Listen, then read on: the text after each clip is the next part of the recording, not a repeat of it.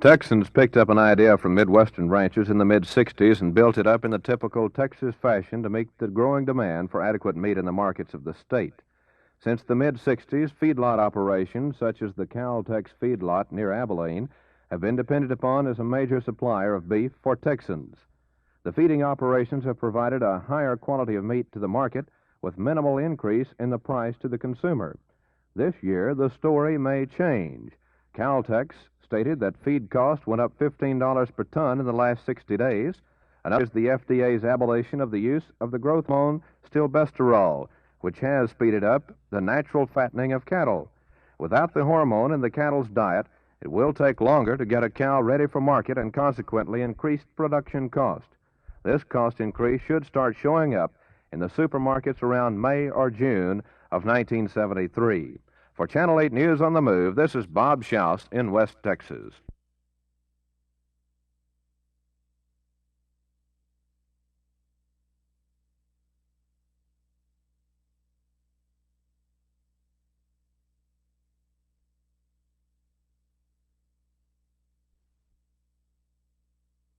You know, the legal aspects are that codes are usually developed to provide provisions in them for current times.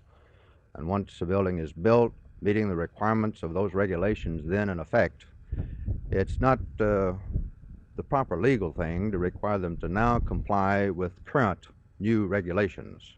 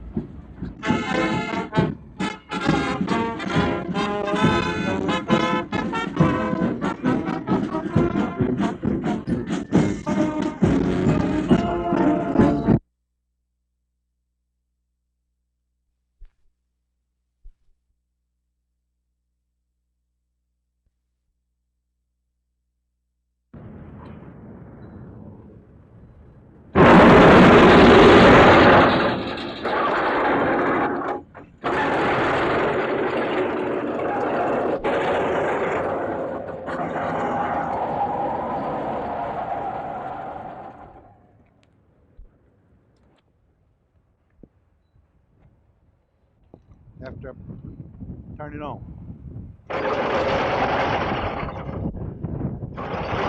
Now, by turning one button to the right and one to the left, this is what happens.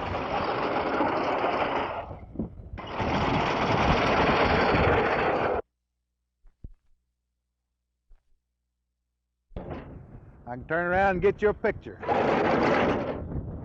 The nozzle will also turn.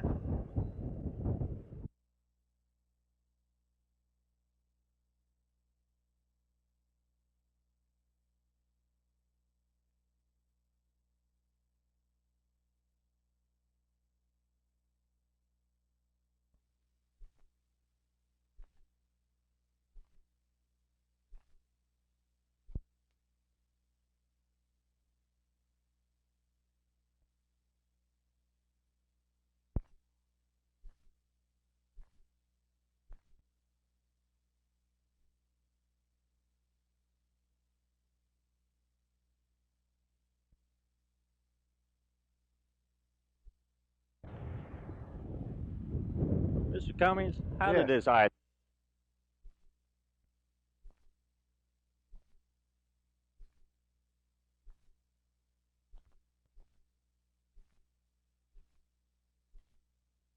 $1,200 gallons a minute, but the nozzle will automatically compensate.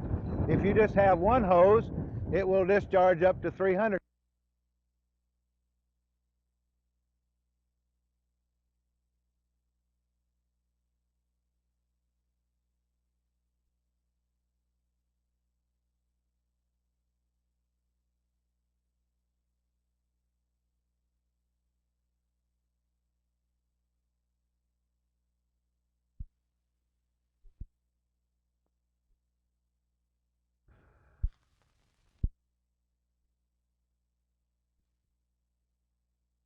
Well, we didn't quite come out as well, the other day as we thought we should have. What, in revenue sharing, you mean? In revenue sharing, and this is, of course, what we're interested in. And if we can, I think we can pay for it many-fold, and I think it probably would be a good investment. It's something that we're going to consider when we adopt the budget. Do you have a man and a figure for his salary in mind?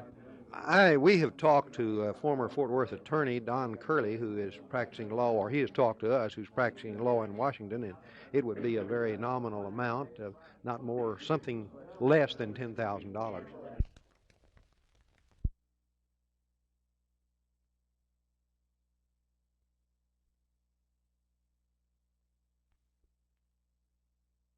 The crowd began to form in the bleachers on Commerce Street before sunup, and as they huddled together in the early morning cold, they could while away the hours watching TV crews getting ready to televise the parade nationwide. By the time the parade stepped off at 9:30, the sidewalks were jammed with thousands of people, and of all those who turned out for this year's Cotton Bowl parade, the most fascinated of all were the children.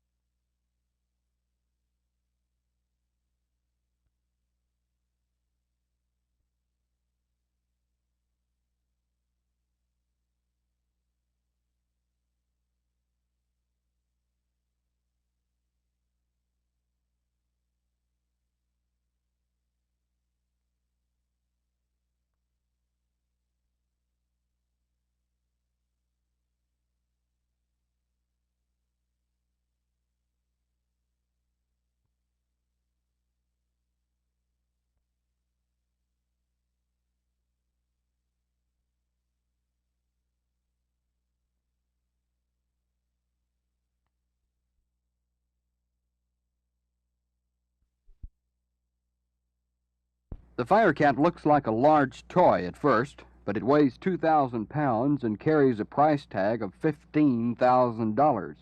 And its job fighting fires is nothing to toy around with. It goes places where firemen could not go because of heat, explosives, and other dangerous conditions. The major advantage is the Firecat operates by remote control. It's being demonstrated here by the man who invented the firefighting mini-tank, Phil Cummins of Fort Worth. For many years, there's been a great need of having a mobile, remote control method of approaching fires that are just too explosive in nature or too toxic. There's many chemicals that will harm a man if he approaches while it's burning. So I decided to build this unit primarily to fight aircraft fires. But it has proven that it's good on structural fires, it's good around refineries. The Forestry Service is interested in it. It's good for any purpose that you have a hazard and you need to take your master streams in close to proximity to the fire. The Firecat has been successfully tested at its first full-fledged fire last Thursday night, a 4-alarmer that destroyed Gibson's discount store in Hurst. Because of toxic gases, live ammunition, and exploding aerosol cans, the Firecat was called in. Ironically, Tarrant County Commissioners cut the money from Fire Marshal Mason Langford's budget to purchase one of the machines the very next day. Cummins says the price of the Firecat will go down as more departments adopt the new firefighting tool. The Army has already bought some of the machines, and the Navy may do the same. Cummins says the Firecat can be used in riot control, minefield detection, television monitoring in dangerous areas, and many other uses. Jim Green, Channel 8 News on the Move.